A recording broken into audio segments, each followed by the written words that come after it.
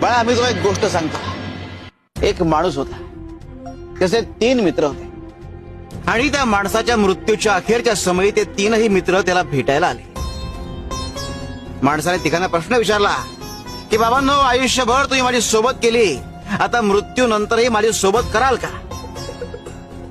त्यावर पहिला मित्र म्हणाला की आयुष्यभर मी तुझी सोबत केली, मात्र आता माझा नाईलाज आहे. दुसरा मित्र म्हणाला की मी तुझी सोबत तुझे अंत्यविधी पूर्ण होईपर्यंत करू शकतो. तिसरा मित्र म्हणाला की मी आयुष्यभर तुझी सोबत केली आणि मृत्यूनंतरही मी तुझी सोबत करेन. हे 3 मित्र कोण होते ठाऊक आहे?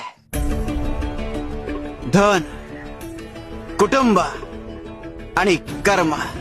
धन तोवर तुमची सोबत करतं जोवर तुम्ही जिवंत असता. कुटुंब तोवर तुमची सोबत करतं जोवर तुमचे अंत्यविधी पूर्ण होत नाही.